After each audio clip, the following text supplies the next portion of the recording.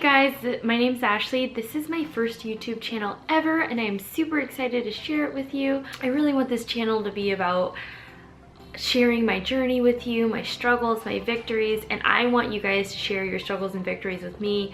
As we have all learned by now, life can be difficult, but it also has so many beautiful moments.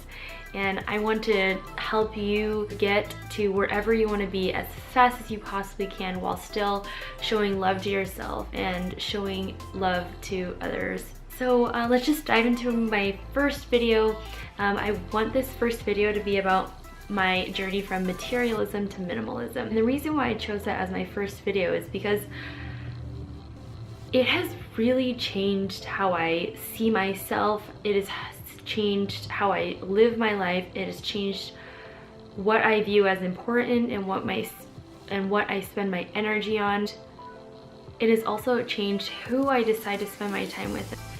It really helped me get down to the wire of who is it that I truly am, who is it that I truly want to be, and where am I going to invest my time and energy, because really that's all we have.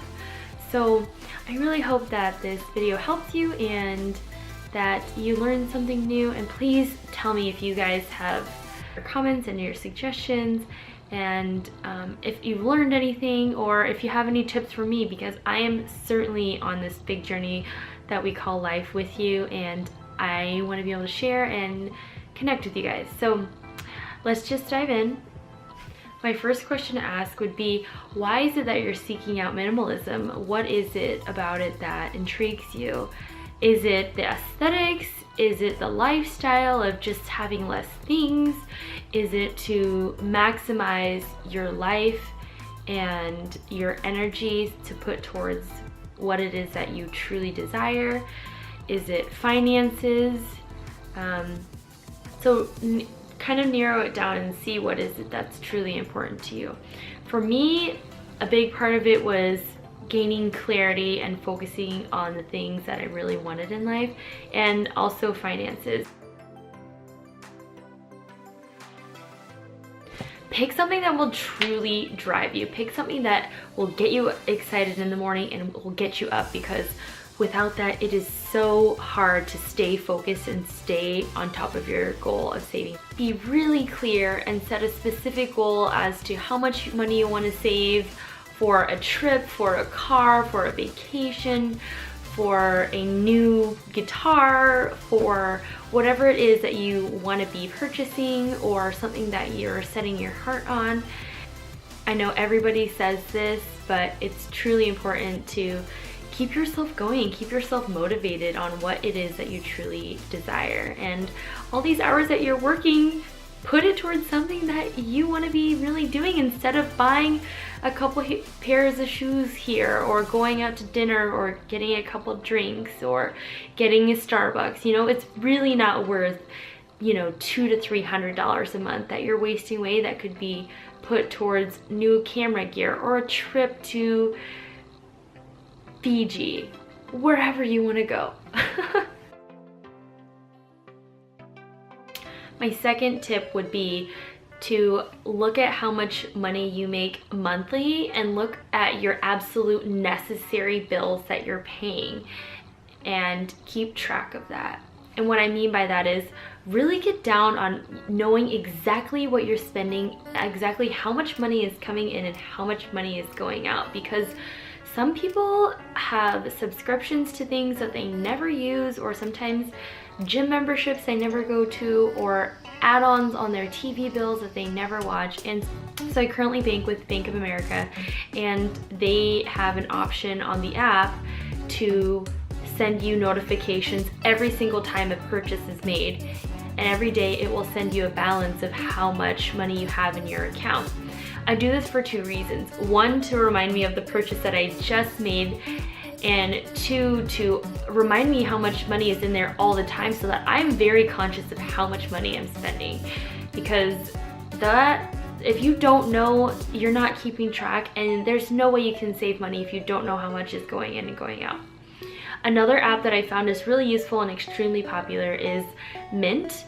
Mint is an awesome app and website where you can track your spending, and I love this app because it categorizes in this pie chart your business expenses, your rent, your groceries, your gas, whatever it may be, and divides it all up to see how much you're truly spending each month in each category, so that next month if you want to say, oh, I want to be spending less on going out and decrease by $50, you can actually track how much you're spending in each category.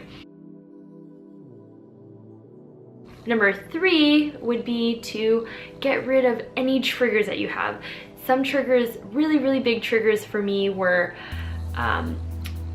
emails that I would get about sales, Instagram, because everybody on there has like the latest and greatest stuff and they spend like hundreds of thousands of dollars, and marketing just tells us half of those people may or may not like those products, but they're being paid to talk about them, and just don't get sucked into it. Another one was Facebook, and it's the same thing. They've got ads on the sides to just try to prompt you to buy more things, and if they can tell by the other searches that you've done on other websites, and plug them into Facebook to remind you that you did search those at one point. So it was really helpful for me to unsubscribe to all these emails, and now iPhone has a really easy way to unsubscribe. You just click it on the top left on iOS 10. Instagram, I just deleted my Instagram app for like a month before I could truly get under control of these like cravings or desires that I had to buy all these crazy things. And Facebook, I also deleted the app as well, but I would keep the Messenger app to communicate with my friends. Another part of number 3 would be to not go to the mall. Don't go to the mall in your free time. Do not online shop in your free time. If you're bored, this was a huge thing for me. Whenever I was bored, whenever I had free time, I would go to the mall. I would online shop. And then I would be frustrated that I didn't have enough time to read, that I still hadn't learned guitar, that I wasn't spending enough time with my friends, or that I still couldn't go on a trip because I didn't have enough money saved. Hello, Ashley, because you were going shopping and you spent all your money, did all these ridiculous things. So whenever you have free time, read. Whenever you have free time, exercise. Whenever you have free time, just keep yourself busy doing things and chipping away at the things that you enjoy and that you want to do, instead of getting online in social media. Be social in real life. Don't be social on the internet.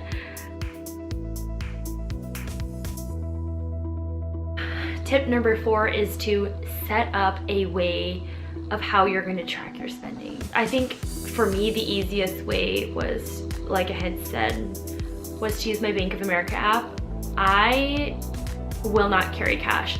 A lot of people have done the envelope system of cashing out their entire check and then divvying up how much money they have in each envelope, and then once they run out of money in one envelope, then they can't spend in that category anymore. I personally don't do well with that. I hate carrying cash, and always pay yourself first. And what I mean by that is always set aside your saving money first before you spend. Don't spend and then keep your leftovers. Save and with intention, and then spend your leftovers, because it does not cost a lot of money to live. My 5th piece of advice would be to not be so hard on yourself. The first couple months you might not do things as perfectly as you set out, but as long as you keep trying, you're gonna get there slowly, and you will curb your desires for all these kind of silly things. As your bank account grows, you'll get really excited and you'll get closer to where you want to be. And just be really clear about your goals and your intentions and your desires, so that you can do so that you can make your dreams come true. So I hope that this video was helpful, and that you guys will be joining me again for my next video. I will be posting once a week. And yeah, thank you so much for joining me. I'm super excited to start YouTube, and I hope that you all have a wonderful day. Thank you. My first tip to saving money,